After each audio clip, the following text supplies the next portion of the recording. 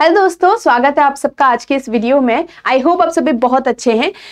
अभी हाल ही में union bank ने अप्रेंटिस का नोटिफिकेशन रिलीज किया है। ठीक है, आज हम इसमें डिस्कस करेंगे कि इसमें इंपॉर्टेंट डेट्स क्या क्या है, क्या एलिजिबिलिटी क्राइटेरिया है, क्या एज क्राइटेरिया है, यहाँ पे क्या फीस रहने वाली है। ठीक है, तो कितने टाइम का ये ट्रेनिंग पीरियड है, सारी चीज़ें इसमें हम डिस्कस करेंगे। ठीक है, सो दैट अगर आप में से कोई ऐसा स्टूडेंट है जिसे बहुत ज़्यादा अभी नीड रहती है जॉब की, तो जैसे खाली बैठने से अच्छा है कि ये वाली चीज़ भी आप देख सकते हो खुद से।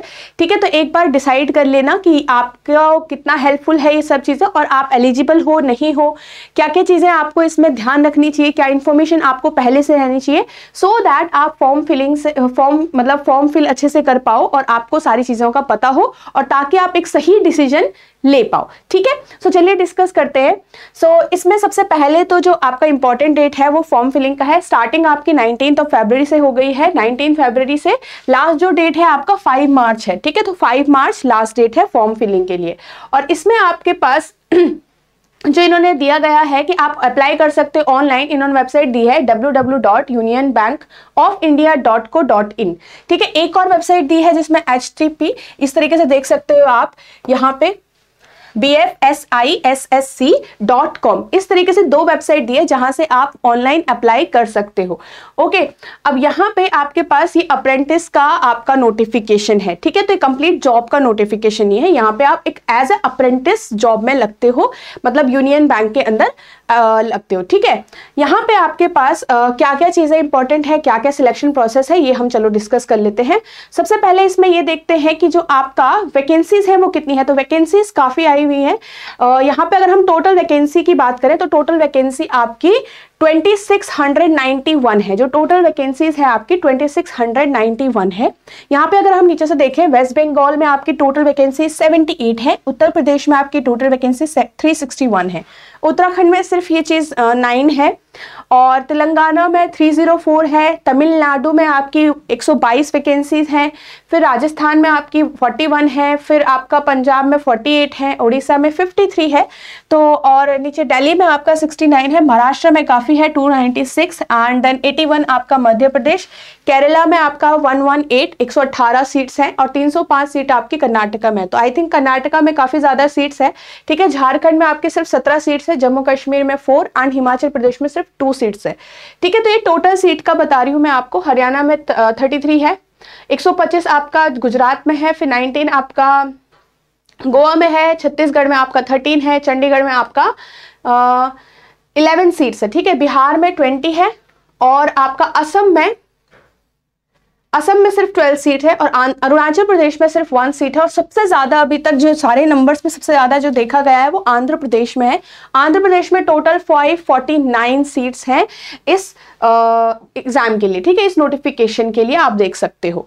यहाँ पे ये हो गई आपका पूरा वैकेंसीज की बात। अभी फिर से देख लीजिए, 2691 सीट्स आपकी यहाँ पे टोटल दी गई है। ओके, अभी यहाँ पे ये जो सीट्स है ये प्रोविजनल्स हैं, अभी इंक्रीज और डिक्रीज हो सकता है ये आपका। ओके, अब यहाँ पे एक और इम्पॉर्टेंट चीज अगर हम देखें तो यहाँ पे आपको ऑनलाइन ही अप्लाई करना है। ठीक है, आपको ऑफलाइन नहीं करोगे, आपको वेबसाइट का भी दिया हुआ है, तो वहां से आप जाके अप्लाई करिएगा। ओके, अब यहाँ पे क्या एज क्या रहनी चाहिए आपकी, जो भी रिलैक्सेशन है, जो कैटेगरीज वाले स्टूडेंट्स होते हैं वहां पे आपका जो रिलैक्सेशन वाला पार्ट है वो भी अप्लाई होगा। तो अगर हम देखें, जो जनरल वाले स्टूडेंट्स होंगे उनके लिए जो मिनिमम एज होगी वो 20 है, एंड मैक्सिमम एज आपकी 28 है। तो आपको 28 एज से ऊपर नहीं होना है। यहाँ पे दिखाए गए एज ऑन 1 फरवरी 2025 से पर आप 28 से ऊपर नहीं होनी चाहिए, 20 से नीचे नहीं होनी चाहिए। तो 20 से लेकर 28 साल की उम्र आपकी होनी चाहिए, तो तब आप यहाँ पे क्या हो, एलिजिबल हो। बट और जो कैटेगरीज है, SC ST कैटेगरीज के लिए जो रिलैक्सेशन मिलता है वो आपको यहाँ पे मिलेगा। 5 इयर्स का रिलैक्सेशन है। OBC नॉन क्रीमी लेयर के लिए आपका 3 इयर्स का है, एंड PWD स्टूडेंट्स के लिए आपका 10 इयर्स का यहाँ पे रिलैक्सेशन मिला हुआ है आपको। ठीक है, एज यू कैन सी। तो जिस भी कैटेगरी से आप बिलोंग करते हो अपना रिलैक्सेशन आप जरूर देखिएगा। एंड अगर आप जनरल कैटेगरी से तो याद रखिएगा कि आपकी सिर्फ 20 से लेकर 28 साल तक की एलिजिबिलिटी है। यहाँ पे आपके पास जो ये वाला पार्ट है एजुकेशन वाला, तो सिर्फ आपको ग्रेजुएट होना है, as you can see graduation from a recognized university. But याद रखिएगा कि जो कैंडिडेट्स हैं वो ग्रेजुएट हो जाने चाहिए, ठीक है। Candidates must have completed and have passing certificate. तो आप लोग ग्रेजुएट हो जाने चाहिए इस पर्टिकुलर डेट तक। क्या है ये, ठीक है, 1/4/2021, मतलब 1 अप्रैल आपका 2021 तक आप ग्रेजुएट हो जाने चाहिए। यहाँ पे फॉर देयर ग्रेजुएशन ऑन और आफ्टर, मतलब आप लोग यहाँ पे जो ये वाला जो पर्टिकुलर डेट है इसके बाद के ग्रेजुएशन वाले जो स्टूडेंट्स होंगे, मतलब पहले तो आप ग्रेजुएट होने चाहिए, कंप्लीट ग्रेजुएशन होनी चाहिए आपकी, एंड यहाँ पे इस डेट के बाद आपका ग्रेजुएशन होनी चाहिए। इसका मतलब अगर आप इससे पहले ग्रेजुएट हो, 2018 के ग्रेजुएट हो, 16 के ग्रेजुएट हो, 19 के ग्रेजुएट हो, तो आप इसमें एलिजिबल नहीं होंगे। तो एजुकेशन में ये कंप्लीट कहा गया है, आपका ग्रेजुएशन होना चाहिए कंप्लीट, एंड ऑल्सो आप जो भी पर्सन हो ग्रेजुएट हो अगर, तो आप यहाँ पे इस पर्टिकुलर डेट के बाद के ग्रेजुएट होने चाहिए। इस डेट पर या इसके बाद के ग्रेजुएट होने चाहिए, ठीक है। ऑन और आफ्टर लिखा है, ठीक है। तो ये चीज़ ध्यान रखिएगा। आप मतलब 2021 के बाद के ग्रेजुएट हो तो आप इस चीज़ के लिए एलिजिबल होंगे।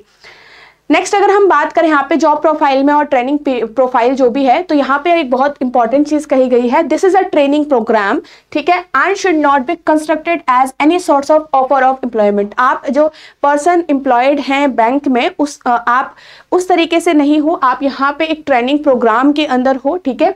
तो please note that the candidate engaged as apprentice will not be treated as the employee of Union Bank of India, ठीक है। तो ये ध्यान रखिएगा, ठीक है। एंड यहाँ पे आपको जो भी बेनिफिट वो एम्प्लॉयज को मिलते हैं बैंक के, जो एग्जाम देके दूसरे एग्जाम देके आते हैं, उनके बेनिफिट्स आपको नहीं मिलेंगे। You are the apprentice here, और आप उसी एम्प्लॉयमेंट के अंदर हो, अप्रेंटिस वाले प्रोग्राम के अंदर हो, ठीक है। तो ये आपका जो ड्यूरेशन है इसका, जैसे मैंने आपको पहले ही बताया, ये ट्रेनिंग पीरियड आपका जो ड्यूरेशन है इसका पूरा 1 साल का है।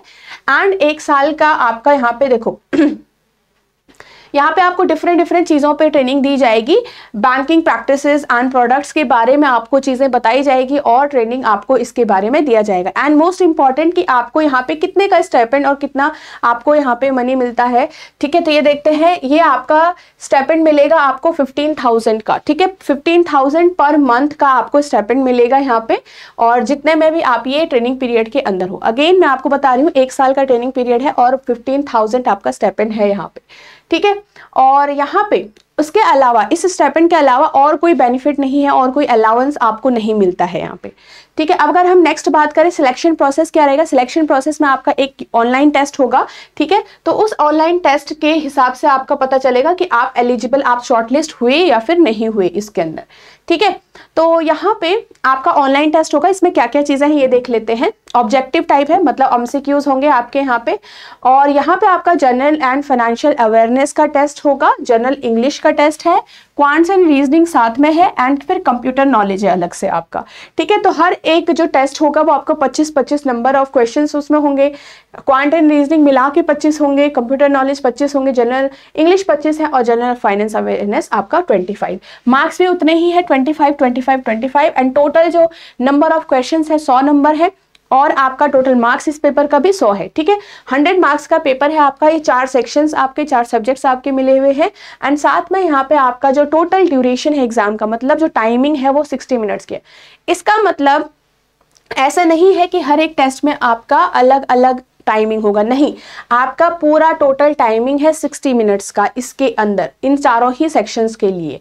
तो आपको ये आपको क्या करना है, ये सारे अटेम्प्ट्स करने हैं 60 मिनट्स के अंदर। अब साथ में आपका इसके बाद, इस ऑनलाइन टेस्ट के बाद आपका एक लोकल लैंग्वेज टेस्ट भी होगा, बिकॉज यहाँ पे जो कैंडिडेट्स फॉर्म फिल करेंगे आप लोग अपने स्टेट से फिल करोगे, ठीक है। जहाँ पे भी आप जहाँ से आप बिलोंग करते हो वहाँ से आपको ये फिल करना है, और 3 चॉइसेस आपको मिलेगी, तो वो आपको उसके हिसाब से देखना है, ठीक है। तो यहाँ पे आपका तो जो आप कैंडिडेट्स हैं, ठीक है, उनका लोकल लैंग्वेज टेस्ट होगा, जो भी उस पर्टिकुलर स्टेट की लैंग्वेज है आपको वो बोलनी आती है, लिखनी आती है और पढ़नी आती है, तो इसका टेस्ट होगा, ठीक है। और यहाँ पे अगर जो कैंडिडेट्स हैं वो आप लोग 10th एंड 12th का मार्कशीट भी आप प्रोवाइड कर सकते हो, जिसमें ये मेंशन होगा कि आपने वो पर्टिकुलर लैंग्वेज 10th और 12th में पढ़ी हुई है। अगर आप उस सर्टिफिकेट को प्रोवाइड नहीं कर पाते हो कि आपने 10th और 12th में वो लैंग्वेज पढ़ी हुई है, ठीक है, तब जाके आपको ये टेस्ट के लिखा है will then require to give a test of local language during their personal interaction. और ध्यान रखना कि अगर आप यहाँ पे इसमें फेल हो गए, मतलब उस लोकल लैंग्वेज टेस्ट में ये पाया गया कि आप नहीं बोल पा रहे हो या फिर नहीं लिख पा रहे हो, तब आपका इसमें आप शॉर्टलिस्ट नहीं होंगे, ठीक है। अब यहाँ पे जो कैंडिडेट्स का शॉर्टलिस्टिंग होगा मेनली जो आपका आगे, ये तो सिर्फ उसके लिए है, क्वालिफिकेशन के लिए, ठीक है, क्वालिफाइंग के लिए। यहाँ पे आपके जो मार्क्स होंगे वो जो कट ऑफ आप क्लियर करोगे तो आगे जाके आप उस पर्टिकुलर जो आपका ये ट्रेनिंग पीरियड वाला जो वैकेंसीज है उसके लिए आप शॉर्टलिस्ट हो, ठीक है। अच्छा, इसमें एक वेटिंग लिस्ट भी है, वेटिंग लिस्ट भी may be declared by the bank, ये भी डिक्लेयर हो सकती है, ठीक है। सो फाइनल सिलेक्शन क्या है, meeting the cut off marks, ये पढ़ लेते हैं पहले इंपॉर्टेंट। फाइनल सिलेक्शन कैसे होगा, meeting the cut off marks in the online examination to be decided by the bank. जो भी कट ऑफ जो मार्क्स होगा वो डिसाइड किया जाएगा जो बैंक से, उसके हिसाब से अगर आपने कट ऑफ क्लियर कर ली तो आप यहाँ पे सिलेक्ट हो गए, ठीक है। एंड यहाँ पे फिर उसके बाद डॉक्यूमेंट वेरिफिकेशन, आपको सब कुछ डॉक्यूमेंट्स वगैरह प्रोवाइड करना है। एंड यहाँ पे आपका नेक्स्ट अगर हम देखें सर्टिफिकेशन, इस ट्रेनिंग के बाद कोई क्या आपको सर्टिफिकेट वगैरह मिलेगा, तो बिल्कुल आपको सर्टिफिकेट मिलेगा। आपको एक असेसमेंट टेस्ट देना पड़ेगा, ठीक है। After completion of the apprentice training, apprentices will need to go through an assessment test, एक असेसमेंट टेस्ट आपको देना पड़ेगा। एंड जब आपको वो टेस्ट क्वालिफाई कर लेते हो तब आपको यहाँ पे जो सर्टिफिकेशन होगा 1 ईयर का सर्टिफिकेशन मिलेगा, ओके। तो यहाँ पे आपका अप्लाई का बता ही दिया था कि इस तरीके से आपको अप्लाई करना है 2 वेबसाइट के ऊपर, ओके। और यहाँ पे अगर हम फीस की बात करें, जो इंपॉर्टेंट है फीस, यहाँ पे देख लो हर किसी के लिए डिफरेंट है यहाँ पे भाई। तो जनरल और ओबीसी के लिए जो फीस स्ट्रक्चर है वो ₹800 है प्लस जीएसटी। क्या है, ₹800 प्लस जीएसटी भी है, इंक्लूडेड जीएसटी नहीं है ये, तो प्लस जीएसटी है। ऑल फीमेल, जितनी भी फीमेल जिस भी कैटेगरी की फीमेल होंगे, तो यहाँ पे ये फीमेल्स वाला जो पार्ट है मेनली जनरल के लिए है, क्योंकि बाकी तो फिर SC ST वगैरह होंगे। तो ऑल फीमेल्स के लिए यहाँ पे आपका ₹600 है plus GST, SC ST ₹600 plus GST, ठीक है, ओके। इसके लिए भी सेम ही है। PWD स्टूडेंट्स के लिए आपका 400 प्लस जीएसटी है। तो ये सारा आपका फीस स्ट्रक्चर है, आप देख लीजिए, ठीक है। जिस भी कैटेगरी में आप बिलोंग करते हैं आपकी फीस क्या है ये ध्यान रखना, ठीक है। और आपका पेमेंट भी आपका इसी उस वेबसाइट के थ्रू होगी, आपका कोई ऑफलाइन पेमेंट नहीं होगी, ठीक है। No hard copy of the call letter for online examination will be send by post. आपको बैंक कोई भी चीज़ की पोस्ट यहाँ पे नहीं भेजेगा, कोई भी कॉल लेटर का हार्ड कॉपी आपको नहीं मिलेगा, आपको ऑनलाइन ही यहाँ पे एडमिट कार्ड का भी मिल जाएगा, ठीक है। जो टेस्ट होगा, अभी टेस्ट जो है, जो ऑनलाइन टेस्ट है आपका, उसका पर्टिकुलर डेट नहीं आया है, सिर्फ अभी पता है कि अराउंड मार्च में होगा एंड इट इज प्रोविजनल, वो आपको बाद में डिक्लेयर किया जाएगा, ठीक है। थ्रू मेल और मैसेजेस आपको पता चल जाएगा कि आपका टेस्ट कब है।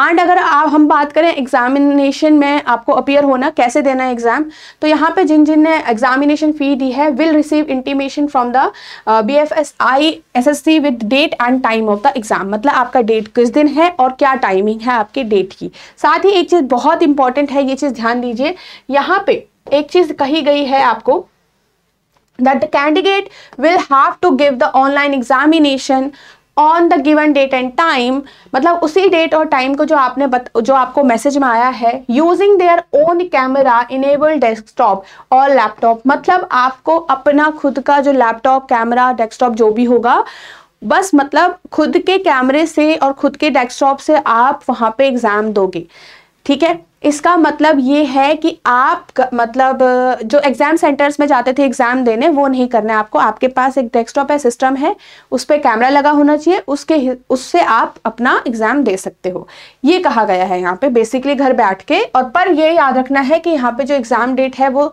टाइम है, वही टाइम पे एग्जाम होगा, आगे पीछे नहीं होगा, ठीक है।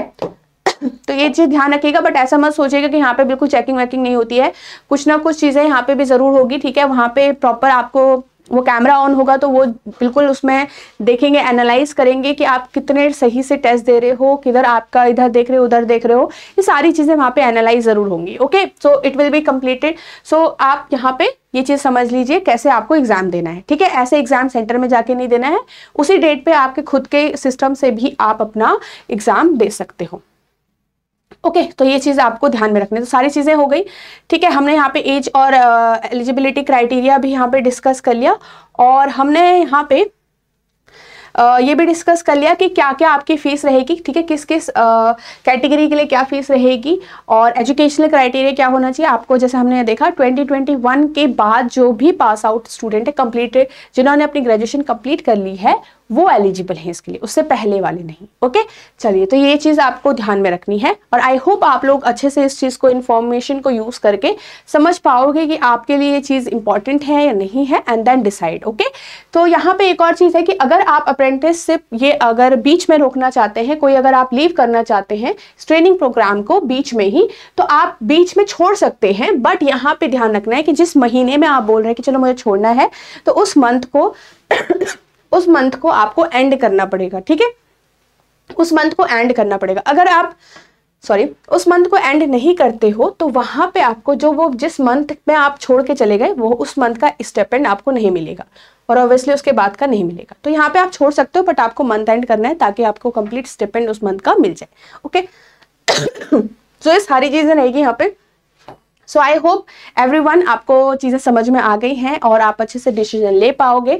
और ध्यान रखना है फीस भी स्ट्रक्चर भी है थोड़ा, तो सोच समझ के चीज़ों को डिसाइड करिएगा। Okay, so thank you so much everyone, and all the best for your exam.